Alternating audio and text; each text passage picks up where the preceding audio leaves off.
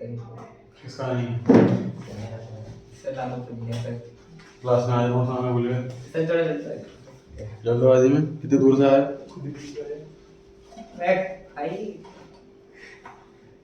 Twenty page से start करना है। Yes sir. पढ़े जी, which of the following is the form of presentation?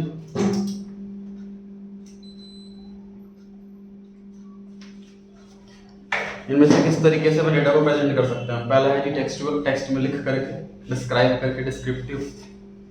दूसरा है टेबल बना करके, और तीसरा है डायग्राम बना करके। तो हर तरीके से डेटा को प्रेजेंट किया जा सकता है, इसीलिए ऑल ऑफ दिस।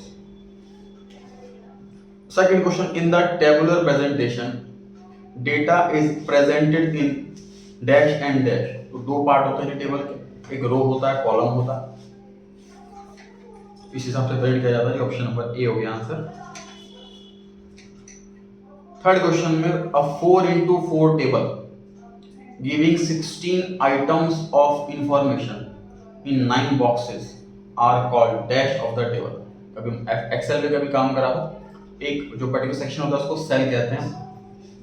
जो रोज और कॉलम, मतलब 4 रो हैं, 4 कॉलम हैं, तो 4x4 16 सेल्स बन गए। तो ऑप्शन नंबर सी आंसर आ गया जिसका। Fourth question, the most important advantage of tabulation is that. सबसे मेन फायदा क्या होता है टेबल बनाने का? पहला है जी कि ये कुछ पार्ट्स पे इंपॉर्टेंस रखता है, एम्फेसिस रखता है, फोकस रखता है कुछ पार्ट्स पे। ए ऑप्शन ऐसा कह रहा है। बी ऑप्शन कहता है ये सारे डेटा को ऑर्गेनाइज कर देता है स्टैटिस्टिकल तरीके से, ताकि हमें डिसीजन लेने में आसानी हो। ये एडवांटेज हुआ जी टेबल बनाने का। तीसरा कहता है कि जो डेटा काम का नहीं है उसको हटा देता है। तो ऐसा कुछ नहीं है सर, टेबल ऐसा कुछ डेटा हटाएगी जब तक हम खुद नहीं हटाएंगे उसको। बी आंसर हुआ इसका। Fifth question, this method provides the quickest understanding of the actual situation to be explained by the data. तो कौन सी प्रेजेंटेशन ऐसी है जिसमें सबसे तुरंत जो है क्लियरली इंफॉर्मेशन मिल जाती है? तो डायग्रामेटिक प्रेजेंटेशन ऐसी है, कोई पाई चार्ट के थ्रू बनाए, कोई डायग्राम के थ्रू बनाए। जैसे डेटा लिखा हुआ, उसमें लिखा हुआ कि 60% पॉइंट ए है, 30% पॉइंट बी है, 10% पॉइंट सी। तो एक सेकंड देखते ही मतलब तुरंत इंफॉर्मेशन मिल जाती है। तो डायग्राम सबसे क्विकेस्ट तरीका है। तो हम हर एक इंफॉर्मेशन को जो कॉर्पोरेट में डिसीजन लेने के लिए होता है, जैसे किसी कंपनी का, जैसे नेस्ले कंपनी को स्टडी कर रहे हैं सपोज हम, तो इसका कितना परसेंट शेयर कौन से वाले आइटम से आता है, ये स्टडी कर रहा है। इसका 74% शेयर जो आता है वो आता है लैक्टोजन से। लैक्टोजन बेबी फूड होता है, जो न्यूबॉर्न बेबी को या 2-3 साल तक की बेबी को खिलाते हैं फूड। तो सबसे 74% शेयर नेस्ले कंपनी का उस जगह से आता है। वहाँ पर मतलब उसकी मतलब मोनोपोली सी। छोटे बेबी के प्रोडक्ट्स में पेरेंट्स जो है रिस्क नहीं लेते, किसी और कंपनी का ट्राई करें। बेबी तो बताया कि मुझे टेस्टी नहीं लग रहा, बाकी जगह में उसका शेयर कम, चॉकलेट्स या बाकी जो आइटम आते हैं। तो इससे आइडिया लगता है कि हमें कौन सी हमारी मार्केट अच्छी चल रही है, कहाँ हमारी मुहिम चल रही है। तो यहाँ पे हमारा शेयर 74%, तो वहाँ उनको पता है कि 74% शेयर हमारा यहाँ पर है, तो कहीं ना कहीं हमारी मोनोपोली टाइप है, तो यहाँ अपना अच्छा मार्जिन रख सकते हैं। ये आइडिया लगाने में काम आता है। जहाँ हमारी मोनोपोली नहीं है, सर कंपटीशन बहुत ज़्यादा, तो वहाँ हम जो मर्जी रेट नहीं रख सकते। वहाँ हमें कंपटीशन के हिसाब से मार्जिन कम रख के चलना पड़ेगा।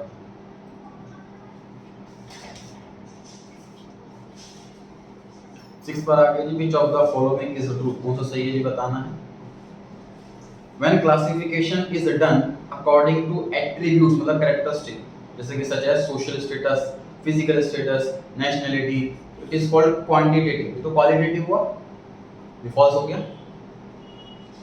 B, bar diagram and pie diagram come in the category of tabular.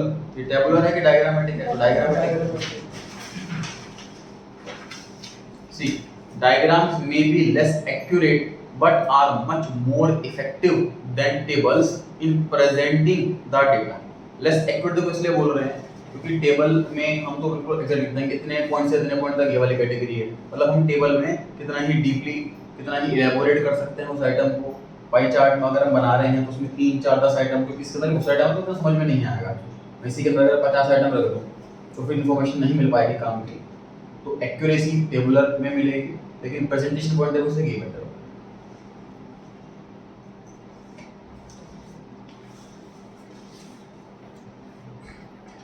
तो सी आंसर हो गया जी इसका, ये वाला सही लिखा हुआ ट्रू है। 7 पर आ गया जी, which of the following type is a type of bar diagram, में से कौन सा बार डायग्राम है? कंपोनेंट नाम का जो डायग्राम होता है बार डायग्राम होता है, इसके अंदर कंपोनेंट होते हैं, एक्स स्केलर वाई एक्सिस के अलग, ये हमने क्लास में करे थे जब सॉल्व। 8th क्वेश्चन पे आ गए जी, in a bar diagram what does the height और length of the bar reads. Technically sir इसको मैग्नीट्यूड कहते हैं, जो बार की इतनी हाइट है, जब हम बार बनाते हैं एक्स या वाई एक्सिस पे तो कितनी हाइट तक गया, 10 पॉइंट तक गया, 20 पॉइंट तक गया, सो बोलते हैं जी मैग्नीट्यूड ऑफ डेटा। 9th पर आ गए, dash diagrams are used when we have to present two और मोर एट्रीब्यूट्स, एक ही with relation to time and place, दो से ज्यादा चीज दिखानी है अगर हमें तो मल्टीपल बार बन जाते हैं। सो नॉर्मली ये बन गया, सपोज हम बना रहे हैं किसी कंपनी के प्रॉफिट का बना रहा हूं मैं बार डायग्राम, तो उसका आपको आइडिया दिख पा रहा है सर कि हाँ पहले इसकी इतना प्रॉफिट था, ये सपोज करोड़ में है, 5 10 15 20, पहले इतना करोड़ प्रॉफिट था, फिर बढ़ा, फिर कम हो गया, फिर बढ़ गया, ये चीज हमें दिख रही है क्लियरली, है ना, ये प्रॉफिट का है।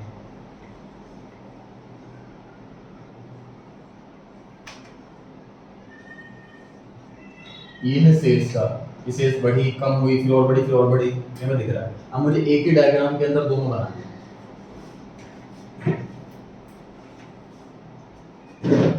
तो नॉर्मली ऐसे में क्या करते हैं जी,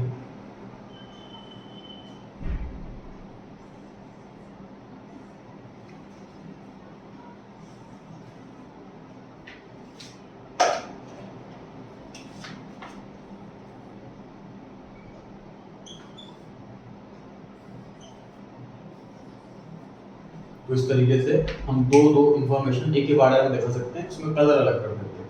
अब कलर का कुछ था, जैसे डायग्राम दिखाया था उसमें ऊपर लिखा होता कि ये लाइट कलर, लाइट ब्लू वाला ये चीज रिप्रेजेंट कर रहा है, रेड वाला ये रिप्रेजेंट कर रहा है ना, अलग अलग कलर डाल सकते हैं उसके अंदर, या सेम कलर लाइट और डार्क कर दिया, ऐसे कर सकते हैं। तो मल्टीपल बार्स बन जाते हैं एक ही डायग्राम के अंदर जब हमें एक से ज्यादा इंफॉर्मेशन दिखानी हो। तो 9th क्वेश्चन में सर आ गया ये मल्टीपल बार। सर डबल बार नहीं हो सकता? टेक्निकली नाम रखा होगा फर्स्ट ऐसे, मीनिंग वही है, डबल बार का मतलब इस तरह वही है, 2 बार हो गए, लेकिन क्या है ना कि हम वर्ड नाम क्यों रखते हैं, क्योंकि कोई डबल बार बोला है, कोई मल्टीपल बार बोला है। अब हर एक स्टूडेंट एक ही टर्म पढ़ करके जाएगा, तो जब मीटिंग हो रही होगी, कोई बना करके ला रहा होगा प्रेजेंटेशन, सबको जब सुनेगा मल्टीपल, तो दूसरे को पता होगा हाँ मैंने मल्टीपल पढ़ा है, मीनिंग यही है, कंफ्यूजन ना, सभी एक ही टर्म पढ़ करके आ गया। डेफिनेशन समझ लो तो इसीलिए बनाई जाती है, वरना मीनिंग सबको क्लियर है, मीनिंग के हिसाब से नाम कुछ भी रख लो, चीज़ वही है, लेकिन डेफिनेशन इसलिए रखी जाती है कि जब भी हम टेक्निकल टॉक हो रही हो मीटिंग के अंदर, तो जो भी वर्ड इस्तेमाल करे कोई पर्सन, सामने वाले वर्ड सुनते ही समझ जाए कि क्या बात हो रही है।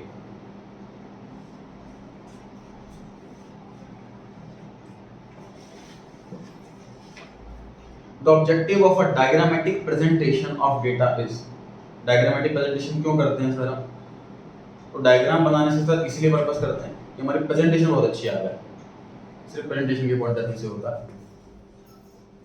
11 पर आ गए क्या, which are is the various kinds of diagrams in common use, generally कौन सा यूज किया जाता है sir?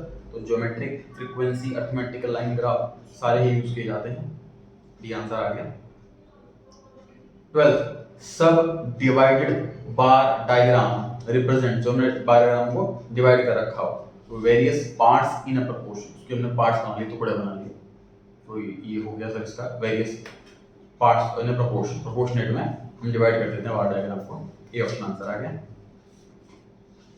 13 dash is also called the CF, cumulative frequency, ogive जो होती है बी ऑप्शन में लिखा हुआ है, ओगिव में क्या होता है, क्यूमुलेटिव वाली में या तो मोर देन वाली बनती है सीरीज, या बनती है लेस देन वाली सीरीज, ठीक है जी। तो ओगिव वाली जो सीरीज होती है ये CF वाली होती है, CF वाली लोग ऐड करते रहते हैं, तो या तो मोर देन वाली बनती है फिर लेस देन वाली बनती है। ब्रैकेट या तो लिख लो OG के बराबर में, OG के बराबर में 2 types more than and less than series. 2 types तुम भी नहीं लाए? अच्छा अच्छा,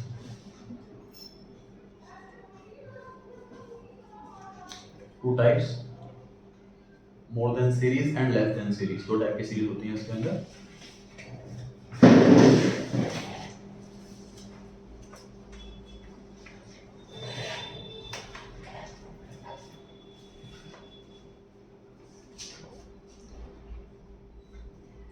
फोर्टीन पर आ गया जी, the total angle of centre of a pie chart is, circle का 60 डिग्री होता है टोटल। जनरली जब इस डायग्राम में ज्यादा आइटम होती हैं 5 से ज्यादा, तो हम इसको उसी डिग्री में करते हैं। 360 में से इतने डिग्री ये हुआ, इतने डिग्री ये हुआ, लेकिन वो समझ में अंडरस्टैंडिंग लेवल फिर भी कम रहता है। जो ज्यादा एक्सपर्ट है वही समझ पाते हैं, इसलिए इन जनरल इसको 100 के परसेंटेज में ही बांटा जाता है, जनरली परसेंटेज की फॉर्म के 70% यहाँ से, 20% यहाँ से, इस तरीके से। बाकी 360 पार्ट में बन सकते हैं इसके total. What are the limitations of a diagrammatic representation? Diagram में अगर हम रिप्रेजेंट करते हैं किसी चीज को तो उसमें क्या खराबी रहेगी? पहला है कि qualitative representation is not possible. कोई क्वालिटी अगर है तो रिप्रेजेंट नहीं कर सकते, टेबल वाले में कर सकते हैं, जैसे मतलब लिटरेसी यस और नो करके कर सकते हैं, लेकिन इसमें ये चीज नहीं कर सकते। Not possible to present small differences in the value, बहुत छोटा मोटा फर्क आ रहा है तो डेसिमल में समझ में नहीं आएगा बार डायग्राम के अंदर, तो ये दोनों कमियां हैं। ये भी आंसर हो गया। 16 द हिस्टोग्राम। देखिए हर एक कॉन्सेप्ट में यही है कि सर इतने सारे मेथड्स हैं, इतने सारी चीजें हैं, हर एक के कुछ ना कुछ आपको एडवांटेज मिलेंगे, हर एक के डिसएडवांटेज। मैनेजमेंट वही होती है, अगर किसी के साथ एडवांटेज ही हैं, जैसे अकाउंट्स की बात करूं मैं तो अक्रूवल बेस और कैश बेस, दो बेसिस ऑफ अकाउंटिंग है। सर अक्रूवल ज़्यादा बढ़िया है, लेकिन कैश बेस भी कई जगह बढ़िया, ईजी है, क्विक है, माता बच्ची कम है। एक जूनियर अकाउंटेंट से अकाउंट बनवा सकते हैं, सस्ता पड़ेगा। वे अकाउंटेंट कौन सा हमारी इनकम बढ़ा देगा? अगर मैं एक अकाउंटेंट अपने यहाँ ग्रेजुएट को रख लूँ, उसकी जगह सीए को रख लूँ डबल सैलरी में, तो मेरी कौन सी इनकम बढ़ जाएगी? कोई हमारी को सेल नहीं बढ़ा रहा, कोई प्रोडक्शन नहीं बढ़ा रहा वो अकाउंटेंट, लॉस ही हो रहा है, सैलरी देके। हाँ जी, लॉस ही हो रहा है, सैलरी देके। हाँ सैलरी देके लॉस ही, सारा पैसा वेस्ट ही जा रहा है। तो हर एक के फायदे हैं और हर एक के नुकसान है, इसलिए मेथड है। किसी मेथड के अगर सिर्फ फायदे हो नुकसान ना हो तो वही फॉलो किया जाएगा, बाकी खत्म। या किसी मेथड के सिर्फ नुकसान ही हो फायदे ना हो तो वो मेथड भी नहीं किया जाएगा, वो भी खत्म। सर कंपनी में कौन सा मेथड यूज होता है? कंपनीज में जैसे एमएनसी होते हैं तो कौन सा मेथड यूज होता है? कैश बेसिस या अक्रूवल बेसिस? अरे भाई परसों पेपर देखा, कल पेपर देकर आया हुआ, नहीं सर, कभी बुक को टच किया करो, मुझे लगा भेज दी तुमने। सर नहीं। को प्रॉफिट का फॉर्मूला भी नहीं पता था। अबे पता तो है भाई, ये वाली मैजिक एक्सपेंस एक्सपेंस पता था जी। अरे तुम दोनों क्वेश्चन भी चेक कर रहे हैं, मैं तो भी हाँ अभी चेक कर दो। कैश बेसिस और तुमने क्लास में बताया भी था, सही है। प्रोप्राइटरशिप में जॉब लगी आपकी तो आप पूछोगे प्रोप्राइटर से कौन सा यूज करना है, पार्टनरशिप में जॉब लगी तो आप पूछोगे कौन सा यूज करना है, कंपनी में पूछोगे तो पहले दिन जॉब से निकाल देंगे, क्योंकि आपको पता होना चाहिए कि कंपनी में अक्रूवल बेसिस कंपलसरी है। कंपनी में पब्लिक का पैसा लगा हुआ है, इसलिए वहां पर ऑप्शन नहीं दिया हुआ, रूल बना रखा है कि आपको अक्रूवल सबसे बेस्ट वाला मेथड ही फॉलो करना है। छोटा दुकानदार है, प्रोप्राइटरशिप पार्टनरशिप वाला, वहाँ ऑप्शन दे रखा है क्योंकि उसको दिक्कत है अफोर्डेबिलिटी, वो अफोर्ड नहीं कर सकता एक क्वालिफाइड अकाउंटेंट। डेप्रिसिएशन में भी ऐसे ही है। दक्षिण में भी ऐसे ही है।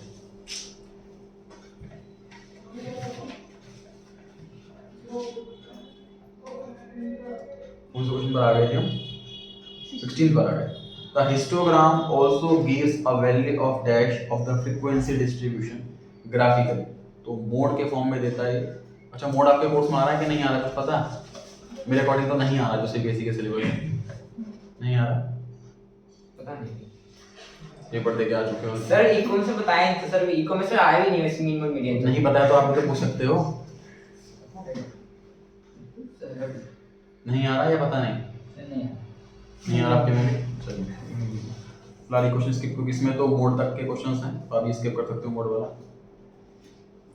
17th पे आ गया, the slope of more than frequency curve is negative. Frequency curve से ज्यादा होगा तो नेगेटिव, एग्जैक्ट होगा तो 1 और कम होगा तो ग्रेट पॉजिटिव।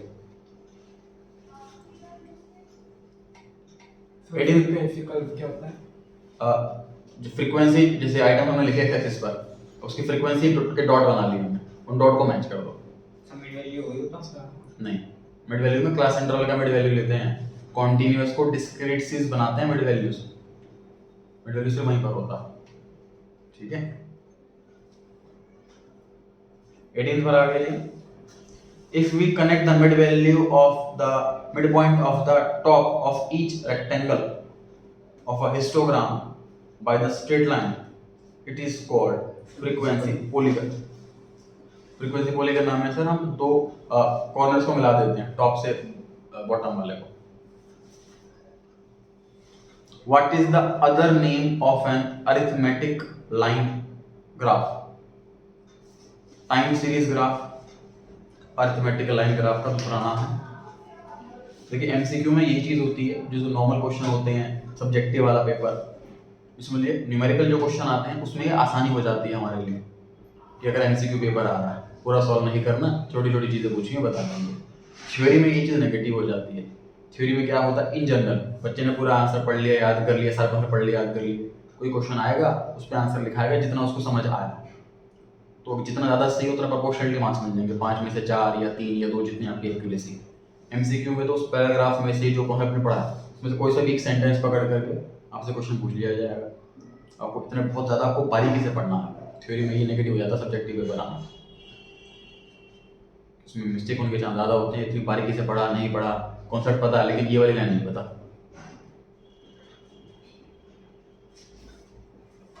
ट्वेंटी पे आगे जी मैच द फॉलोइंग ढूंढना है जी, आपको बताएं कौन सा कॉलम कौन से कॉलम से मैच कर रहा है, सही लिखा हुआ है, कौन है जी कॉलम नंबर 1।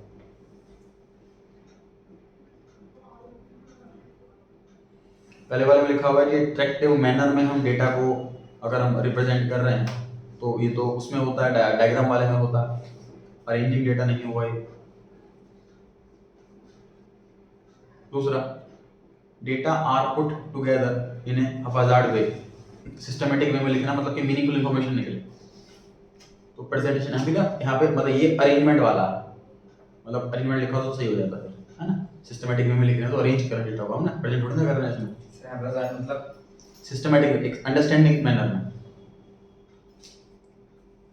थर्ड आ गया जी, in tabulation collected statistical data are presented in rows and columns according to some definite rules. तो टेबुलेशन इसी को कहते हैं जी, स्टैटिस्टिकल टेबुलेशन, रोज और कॉलम्स का डेटा को लिखना। थर्ड वाला सही हो गया। फोर्थ पढ़ लेते हैं एक बार, scientific process involving the presentation of classified data in an orderly manner. तो इसमें हम प्रेजेंट कर रहे हैं डेटा को, तो ये कलेक्शन डेटा नहीं हो। कलेक्शन डेटा क्या होता है कि ओरिजिनल डेटा कलेक्ट कर रहे हैं, हमारे पास डेटा है ही नहीं अभी, चाहे प्राइमरी डेटा हो चाहे सेकेंडरी डेटा हो, वो डेटा कलेक्ट करने को बोलते हैं कलेक्टिंग ऑफ डेटा। तो यहाँ पर लेकिन प्रेजेंटेशन की बात हो रही है, इसलिए फोर्थ वाला भी सही नहीं है, थर्ड वाला सही है। 21 पे आ गया, this table represents more than one characteristics of data. Complex table कहते हैं जिसको, जहां पर एक से ज्यादा कैरेक्टरिस्टिक हो। सही लिखा हुआ है और पढ़ लेते हैं। लेकिन this table presents only one characteristic, multi dimensional नहीं होगा जो अगर एक से ज्यादा है, एक ही है तो सेकंड वाला गलत हो गया। दिस मल्टी डायमेंशनल क्या होता है? एक से ज्यादा, मल्टी का मीनिंग होता है मोर देन वन, है ना। एमएनसी बोलते हैं मल्टीनेशनल कंपनी, मल्टीनेशनल, नेशनल मतलब एक कंट्री, मल्टी मतलब एक से ज्यादा कंट्री हो गई। तो जो अदर कंट्री में भी डील कर रही है, जो 2 और मोर कंट्रीज में डील कर रही है, उसी को एमएनसी कहते हैं। तो जो फॉरेन की कंट्री यहाँ पर बिजनेस कर रही है इंडिया के अंदर, तो फॉरेन कंट्री में तो करी रही होगी अपनी होम कंट्री के अंदर, इसलिए ऑटोमेटिकली एमएनसी बन गई। इंडिया की कोई कंपनी बाहर खुली हुई है, फॉरेन में खुली हुई है, तो वो इंडियन कंपनी को एमएनसी बुलाते हैं, है ना, क्योंकि होम कंट्री में तो वो कर ही रही है बिजनेस, बस किसी और कंट्री में भी करे तो एमएनसी हो गई। थर्ड वाले पे आ गए, this table shows the nature of data collected. तो नेचर दिखाने के लिए टू वे टेबल नहीं हुई। Fourth, this table shows the data drive from another table. किसी और टेबल से डेटा ले रहे हैं तो ओरिजिनल टेबल नहीं हुई। फर्स्ट वाला आंसर हुआ था। 22 में ढूंढेंगे। पहला है जी heading, explanation of the content, heading को एक्सप्लेन नहीं करती। स्टब्स, जो हेडिंग के अंदर जो इन्फॉर्मेशन होती है। The source from where the data is collected, इसको स्टब नहीं कहते, ये गलत हो गया। Footnote, clarification at the end of the table, को पता है क्या था फुट नोट अकाउंट्स के अंदर भी। फुट नोट क्या होता है जी, जो हमने टेबल के अंदर नहीं लिख सकते, अकाउंट्स की बात करूँ तो अकाउंट्स के अंदर नहीं लिख सकते, ऐसी चीज़ों को फुट नोट में लिखते हैं। जैसे कि हम कंपनी की चेकिंग करने गए हैं, अकाउंट्स चेक करने गए हैं, सब कुछ सही है, तो उतनी कमियां हमें दिखी। क्या कमियां दिखी कि कंपनी पे किसी का केस चल रहा है, इस कंपनी को ऑडिट करो, उस कंपनी पे किसी ने केस किया हुआ है, अब उसकी जर्नल एंट्री नहीं कर सकते हैं, क्योंकि अभी केस हम पर किया हुआ है, केस हारेंगे तो पैसे देना है, नहीं जीत, अगर केस जीत गए तो नहीं देने हैं, इसको रिकॉर्ड कर ही नहीं सकते हम। लेकिन ये इन्वेस्टर को पता होना चाहिए। कोई इन्वेस्टर सारे अकाउंट सही है ये सोच करके पैसा लगा दे, उसको पता होना चाहिए इस कंपनी में केस चल रहा है, तो शायद केस हारता है, शायद कि तो केस हार जाए, नुकसान हो जाएगा बहुत। तो इसलिए हम वो अकाउंट्स बनाने के बाद eight the and foot note में लिखते हैं कि इस कंपनी के अगेंस्ट एक सूट चल रहा है, इस चीज़ के अगेंस्ट इतने करोड़ रुपए का चल रहा है, तो इतने चांसेस हैं उसके अकॉर्डिंग जीतने हारने के, ये रिपोर्ट में लिख देंगे फुट नोट में, जो होता है फुट नोट। और या कोई कंपनी का पेरेंट केस चल रहा है, मान लीजिए किसी कंपनी ने कोई मॉडल कोई नया प्रोडक्ट लॉन्च करा हुआ मार्केट के अंदर, अब किसी पर्सन ने कंपनी में केस कर दिया कि ये टेक्नोलॉजी तो मेरे नाम पर पेटेंट है, आपने कैसे लॉन्च कर दिया अपने नाम से, तो उस पर केस चल रहा है, पेटेंट वाला केस चल रहा है। अगर केस हार गई तो जितने प्रोडक्ट्स बनाए हैं वो सब के सब डिस्ट्रॉय करने पड़ेंगे या उसको रॉयल्टी देनी पड़ेगी, तो ये बहुत बड़ा लॉस हो सकता है ऐसे केस के अंदर। जो मार्केट जो शेयर मार्केट होती है उसमें हर कंपनी में फुट नोट दिया हुआ होता है पहले से ही। अगर फुट नोट के लिए कोई इन्फॉर्मेशन नहीं है तो नहीं देंगे ना, अगर कोई ऐसी इन्फॉर्मेशन नहीं है तो फुट नोट में लिख देंगे, जनरली होती होगी तो कोई ना कोई होती है। जैसे प्रोप्राइटरशिप होता है, पार्टनरशिप होता है, ये भी अपने अकाउंट्स बनाते हैं, सेन अपने अकाउंट साइन करवाने पड़ते हैं सीए से। उसमें ना पता क्या होता है, जो सीए के साइन वाला काम होता है उसको बोलते हैं ऑडिट कराना।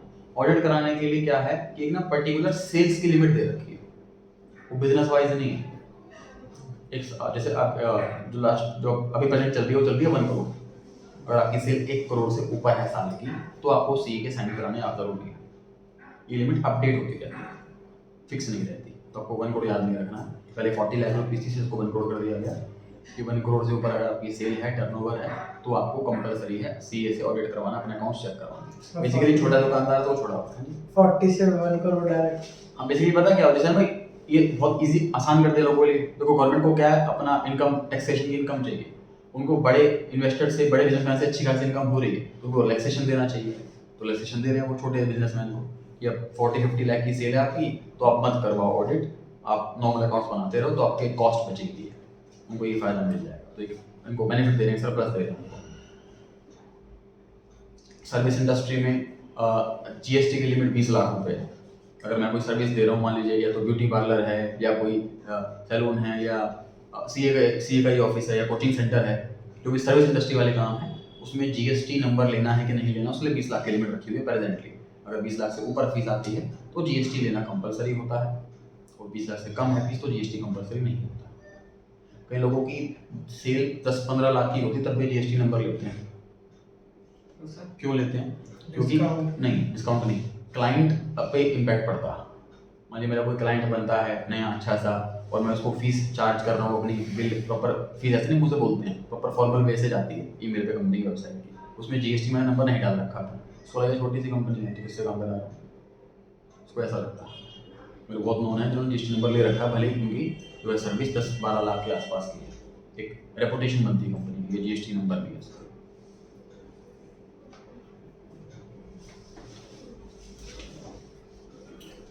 तो थर्ड पॉइंट सही है जी, क्लैरिफाई किया जाता है eight the end of the table. Fourth में लिखा है source, the topic of the table, ये सोर्स नहीं हुआ, सोर्स तो जहाँ से हम डेटा लेकर के आए, सोर्स उसको कहते हैं। सी वाला सही हो गया। चलिए असर्शन रीजनिंग पर आ गए जी, पहले वाला पढ़ रहे हैं। Diagrammatic representation of data makes the data very simple and intelligible. अगर हम डायग्राम ऐसे प्रेजेंट करते हैं तो बड़ा इजीली समझ में आ जाएगा। सही है। It helps in proper analysis of the data and helps in the comparative study. Detail में समझ सकते हैं, कंपेयर कर सकते हैं कि हाँ भी मेरा कौन सा डिपार्टमेंट से इनकम ज़्यादा है, कौन सा डिपार्टमेंट से इनकम कम है, वगैरह वगैरह। Assertion. Bar diagrams are suitable both for frequency type and non-frequency type variables and attributes. तो किसी भी टाइप का हो बार डायग्राम सभी में सुटेबल है, सही है. Reason: the bar diagrams are of four types: simple, multiple, complex और component. तो ये जो सिंपल और जो कॉम्प्लेक्स वाला है उसी के अंदर मल्टीपल आ जाता है, जो कॉम्प्लेक्स वाला है उसी के अंदर टू और मोर वाले आ जाते हैं, इसलिए गलत हो गया ये. थर्ड कैटेगरी पर थर्ड क्वेश्चन पर आ गए तो रीजन फॉल्स है, तो ऑप्शन नंबर सी आंसर है.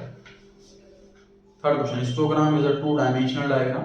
दो डायमेंशन होती है, X axis Y axis.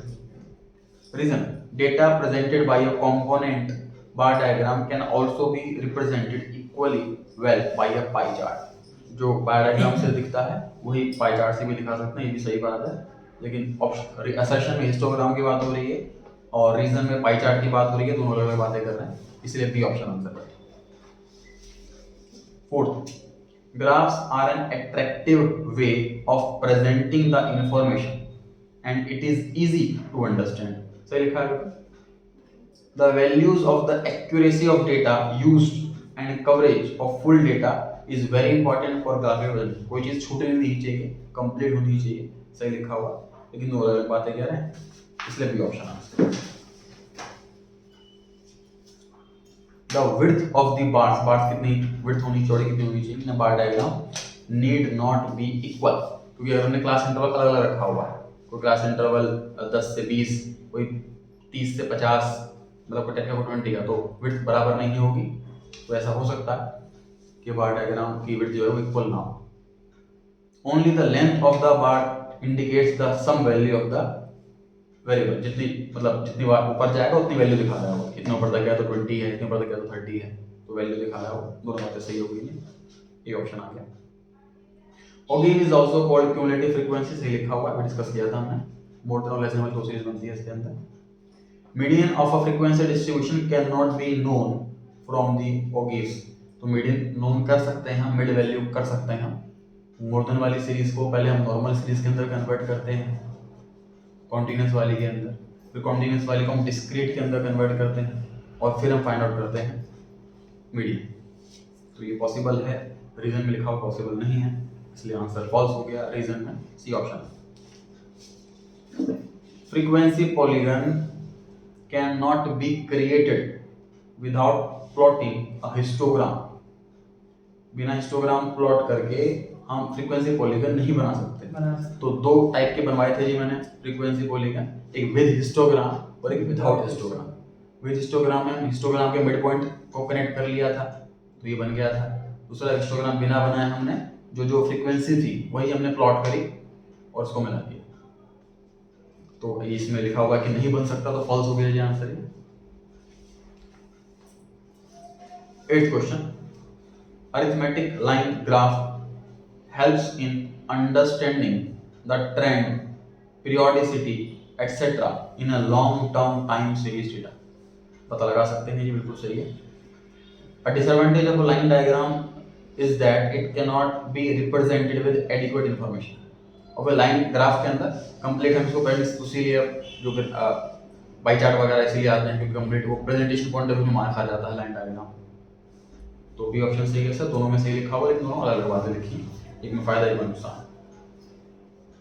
9. Monthly rainfall in a year can be presented using a bar diagram. सही है, इस महीने में इतनी रेन आई थी, इस महीने में इतने पॉइंट की रेन आई थी. Bars of a bar diagram can be visually compared, मतलब कैलकुलेशन नहीं करनी पड़ती, विजुअली कंपेयर कर सकते हैं कि देखो बढ़ रही है कम हो रही है ना, बिना नंबर्स की फिगर के. Visually compare by their relative height से कंपेयर कर सकते हैं. And accordingly data are comprehended quickly, easily हम समझ सकते हैं, अंडरस्टैंड, एक मीनिंगफुल इन्फॉर्मेशन निकाल सकते हैं. तो दोनों में सही बातें लिखी हुई हैं. 10th पे आ गई, histogram is presented in the form of squares. तो स्क्वायर नहीं तो रेक्टेंगल की फॉर्म में होता है ना, इसलिए आंसर फॉल्स हो गया. असर्शन फॉल्स है तो रीजन आंसर डी आ गया. 11th, in a pie chart the circle is divided into as many parts as there are components by drawing straight lines. From the centre to the circumferences, centre से circumference वाले area पर जो line draw करते हैं pie chart में ये होता है। Reason pie chart usually are drawn with absolute values of a category. Absolute value का मतलब होता है कि जैसे मान लीजिए ये वाली टर्नओवर 300 करोड़ है, ये 5 करोड़ है, तो वो नहीं लिखते हम यहाँ पर, रिलेटिव वैल्यू लिखते हैं। रिलेटिव का मतलब किसी चीज से परसेंटेज में या मार्केट शेयर में उसमें रिलेट करते हैं, एब्सोल्यूट वैल्यू नहीं लिखते। तो इसलिए रीजन फॉल्स हो गया, इसलिए ऑप्शन सी आंसर आया।